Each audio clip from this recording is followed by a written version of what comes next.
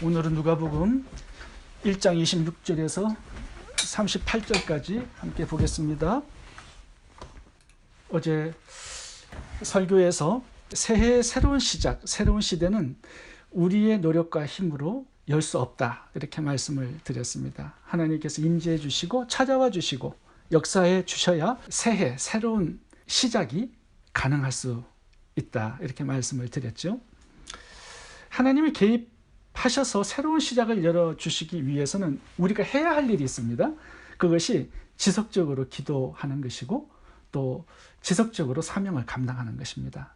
사가랴와 엘리사벳 부부를 통해서 우리가 그 두 가지 교훈을 살펴보았습니다. 오늘 본문은 마리아 이야기입니다. 하나님께서는 인류에게 새로운 구원의 시대를 열어주시기 위해서 이 땅에 찾아오시죠. 개입해 주십니다.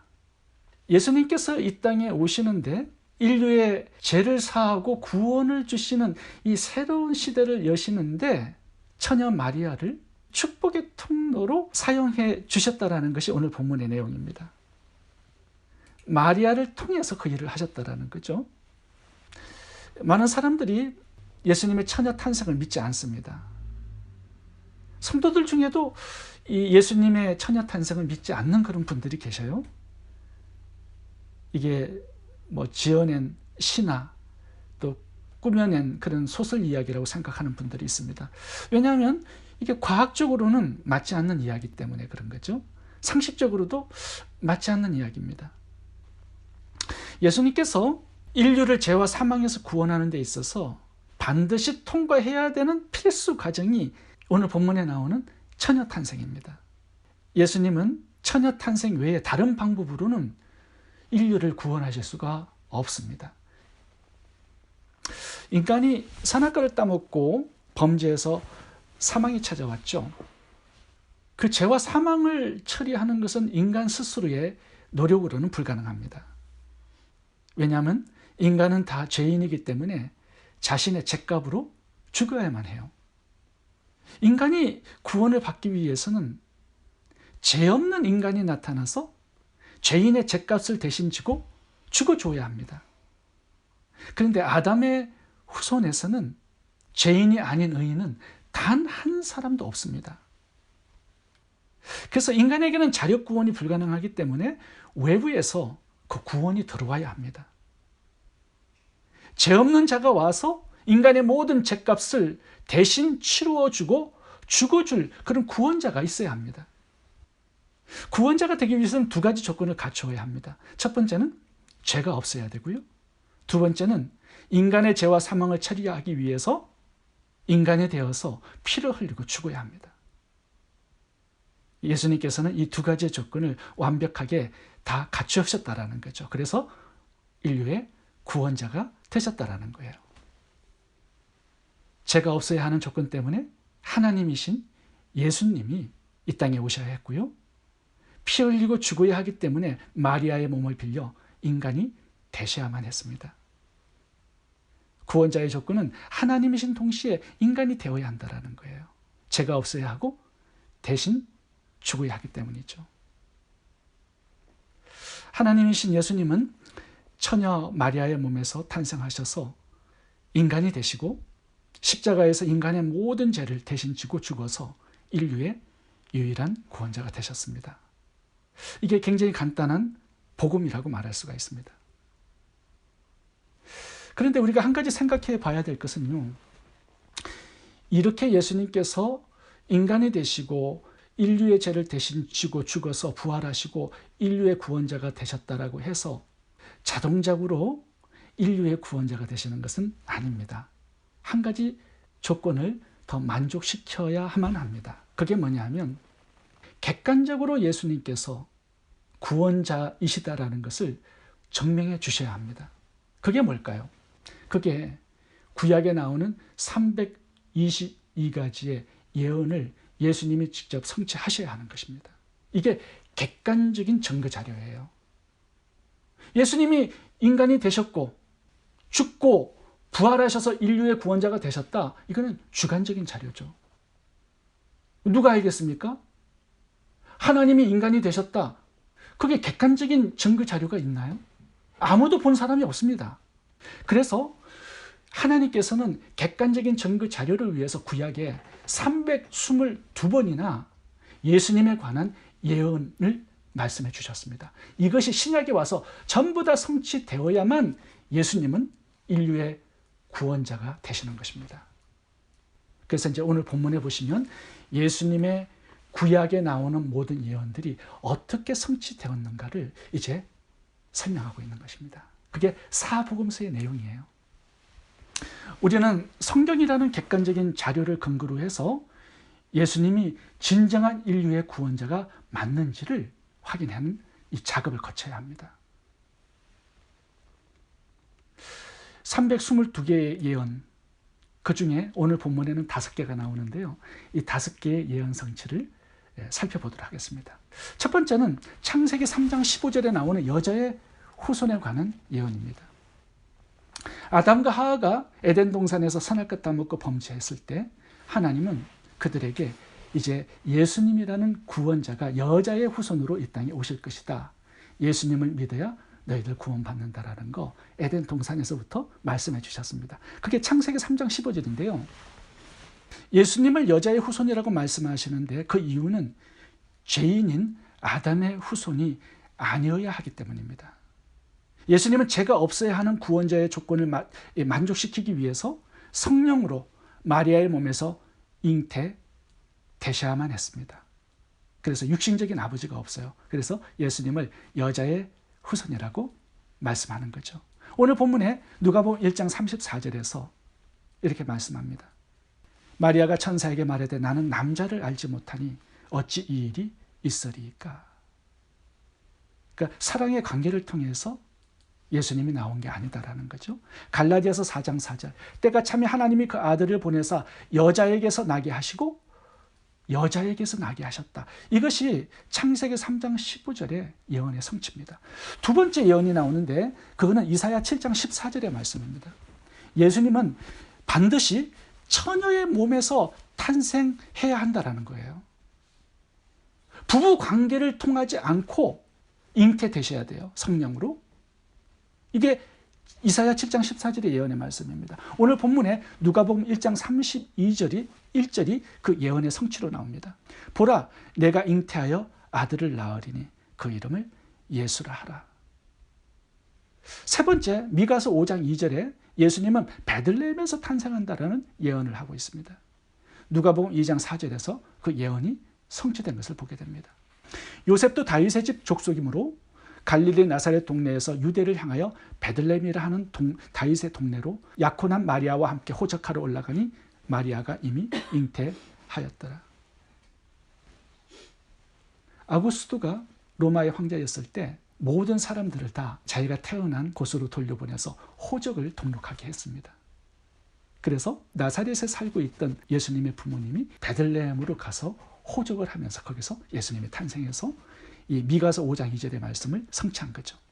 네 번째 예언이 나오는데 이사야 11장 1절입니다. 예수님은 베들레헴에서 탄생해서 나사렛에서 성장함으로 나사렛 사람이라는 그런 명칭을 얻게 된다라는 예언이죠. 오늘 본문 누가복음 1장 26절과 마태복음 2장 23절에서 그 예언이 성취됩니다. 누가복음 1장 26절입니다. 여섯째 달 천사 가브리엘이 하나님의 보내심을 받아 갈릴리 나사렛이란 동네로 가서, 요셉과 마리아가 나사렛 사람이었어요. 그래서 그쪽으로 가브리엘이 가서 예수님의 탄생 소식을 알려줍니다. 마태복음 2장 23절 읽어보겠습니다. 나사렛이란 동네에 가서 사니 이는 선지자로 하신 말씀에 나사렛 사람이라 칭하리라 하심을 이루려 함이니라. 다섯 번째 예언이 나오는데요. 그것은 예수님이 아브라함과 다윗의 후손으로 오신다는 예언입니다. 오늘 본문 누가복음 1장 27절과 마태복음 1장 1절에서 이 예언이 성취된 것을 보게 됩니다. 누가복음 1장 27절 읽어보겠습니다. 다윗의 자손 요셉이라 하는 사람과 약혼한 처녀에게 이르니 그 처녀의 이름은 마리아라. 그러면서 누가복음 1장 32절부터 보세요. 예수님이 다윗의 후손으로 오셨다라는 걸 얘기해 줍니다. 그가 큰 자가 되고 지극히 높으신 이의 아들이라 일컬어질 것이요 주 하나님께서 그 조상 다윗의 왕위를 그에게 주시리니 영원히 야곱의 집을 왕으로 다스릴 것이며 그 나라가 무궁하리라. 마태복음 1장 1절 보세요. 아브라함과 다윗의 자손 예수 그리스도의 계보라. 구약에 300개 이상의 예언들이 정확하게 예수님 안에서 성취되어야 합니다. 그래야 예수님은 객관적으로 구원자라는 것을 증명할 수가 있는 것이죠. 예수님은 구약에 나오는 322가지의 예언을 성취함으로 예수님은 온 인류의 구원자가 맞다라는 거 스스로 증명해 주셨습니다. 오늘 본문의 두 번째 주제를 살펴보도록 하겠습니다. 하나님은 왜 처녀 마리아를 예수님의 구원을 성취하는 그런 통로로, 사명으로 사용하셨을까요? 다른 처녀면 안 될까요? 꼭 마리아야만 하는 것입니까? 오늘 본문에 보시면 천사장 가브리엘이 마리아를 찾아가서 하나님의 메시지를 전달하는 장면이 나옵니다.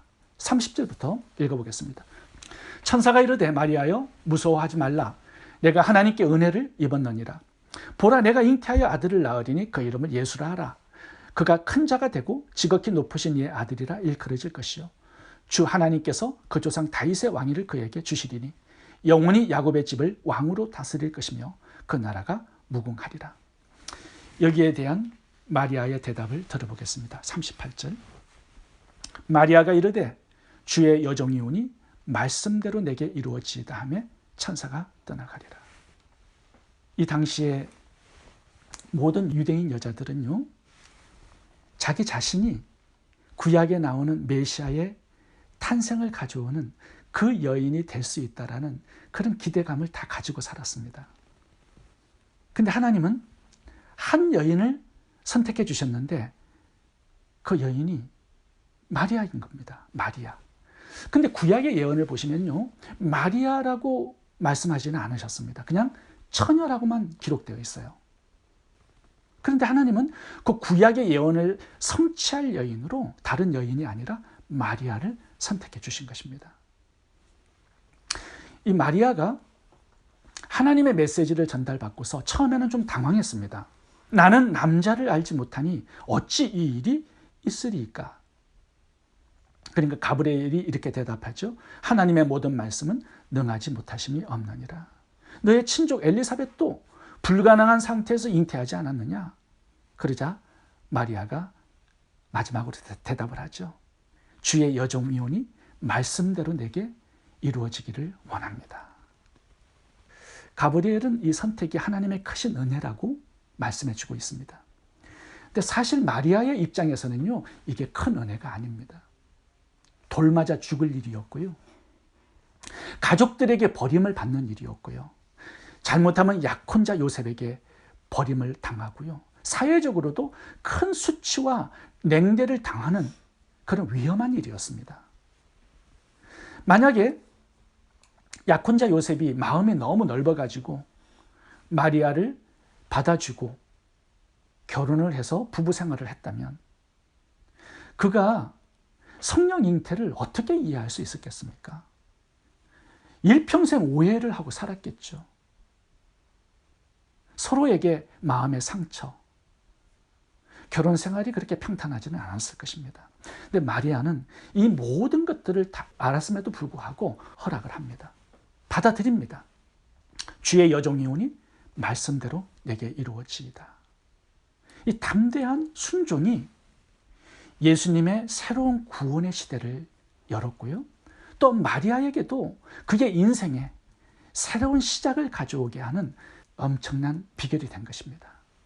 돌 맞아 죽는 위험, 가문의 수치가 될 수 있는 위험, 약혼자에게 버림당하고 평생 부정한 여인으로 손가락질 당하며 살 수도 있었던 위험. 근데 마리아는 결정해요. 이 하나님의 뜻을 받아들이겠습니다. 이 사명에 순종하겠습니다. 마리아의 이 순종의 비결은 무엇이었을까요? 본문에는 나오지 않죠. 근데 38절을 봐보시면 나는 당신의 여종입니다. 말씀대로 내게 이루어지기를 원합니다. 하나님의 말씀이 내게 이루어지기를 원한다. 이런 희생, 이런 위험, 이것보다도 더 중요하게 여긴 것이 하나님의 말씀이었습니다. 하나님의 뜻이었어요. 내일 본문에 가보시면요, 마리아가 하나님을 찬양하는 장면이 나옵니다. 엘리사벳을 만나서. 근데 그 찬양을 살펴보면 구약 성경에 10번의 성경 구절이 인용되어 있습니다. 무엇을 말씀하느냐 하면요, 이 마리아는 말씀의 여인이었다라는 것을 내일 본문에 가서 말씀하고 있습니다. 두려워하지 않았어요. 구약의 예언을 이 마리아는 잘 알고 있었습니다. 누군가를 통해서는 하나님의 뜻이 이 땅에 이루어져야 되는데 그 뜻이 나를 통해서 이루어지기를 원합니다. 주기도문에도 나오죠. 하나님의 나라와 뜻이 나를 통하여 이루어지기를 원합니다. 헬라어 원어 본문에서는 나를 통하여라는 단어가 있습니다. 말씀을 누구보다도 귀하게 여겼던 여인이었습니다. 그래서 하나님의 뜻이 나의 손해보다도 더 귀하게 여기고 붙든 것입니다. 하나님의 성취되지 않은 메시아의 예언, 그것을 성취해 드리고 싶었어요. 창세기 1장에 나오는 메시아에 대한 그 여인의 후손으로 오시는 그 예수 그리스도, 내가 그 여인이 되기를 원합니다 라고 고백하고 있는 것이죠. 저는 본문을 묵상하다가 하나님께서 가브리엘을 마리아에게만 보내신 것이 아니었다라고 생각해 보게 됩니다. 수많은 여인들에게 보내셨을 것입니다. 네가 예수님의 초림에 통로가 되어줄 수 있겠니? 수많은 여인들을 찾아가 그렇게 물었을 것입니다. 그런데 너무 엄청난 희생이 따르는 일이에요, 이게. 그러니까 모든 여인들이 거절을 했을 것 같습니다. 근데 마리아가 하나님의 뜻을 붙든 거예요. 선택한 것입니다. 결단한 것이에요.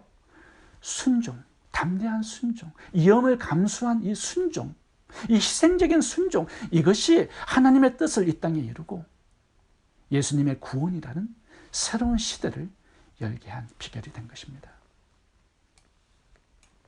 예수님은 이제 재림을 남겨놓고 있습니다. 언젠가는 예수님께서 이 땅에 재림하시죠. 그런데 한 가지 조건이 있습니다. 그게 뭐냐 하면 복음이 땅끝까지 전파된 후에야 주님 재림하신다라고 마태복음 24장 14절에서 말씀하고 있어요.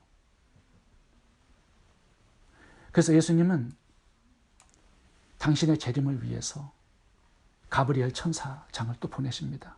네가 나의 재림을 좀 준비해 줄 수 있겠니? 이 사명을 네가 좀 감당해 줄 수 있겠니? 땅끝까지 복음을 전해야 예수님께서 재림하시는데 너 이 사명을 감당해 줄 수 있겠니? 나의 재림을 좀 책임져 줄 수 있겠니? 오늘도 가브리엘을 통해서 수많은 성도들에게 이 하나님의 뜻을 전달하고 있습니다. 그런데 어떤 사람은 예, 제가 그 일을 하겠습니다. 마리아처럼 순종의 결단을 하고요. 주님, 나는 희생이 따르는 일이기 때문에 나는 못하겠습니다. 그러는 사람도 있을 것 같습니다. 예수님은 12제자를 부르셨죠. 이 일을 맡기기 위해서. 근데 사실은요, 12제자만 부른 것이 아닙니다. 사복음서를 봐보세요. 예수님께서 부자 청년도 불러주셨어요. 어떻게 하면 영생을 얻을 수 있겠습니까? 질문하러 나왔는데요. 예수님께서 이렇게 말씀하시죠. 너희의 재산을 다 팔아서 가난한 자들에게 주고 나를 따르라. 그런데 재산에 손해가 있을까 하여 근심하여 예수님을 떠나갔다라고 말씀해요. 사명을 감당하기 위해서는요, 손해가, 희생이 따릅니다. 그럼에도 불구하고 하나님의 말씀, 이 뜻을 더 귀하게 붙든 자들만 사명의 미래로 나갈 수 있는 거예요. 가룟유다 봐보세요. 라오디게의 교회를 봐보세요. 그들은 조금도 희생하려고 하지 않습니다. 예수님을 통해서 어떤 이익, 어떤 보상만을 원했던 사람들이에요. 그래서 그들을 통하여서는 하나님의 뜻이 이루어지지 않은 것입니다.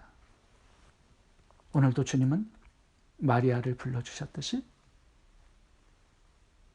우리들을 예수님의 재림을 준비하는 사명으로 불러주셨습니다.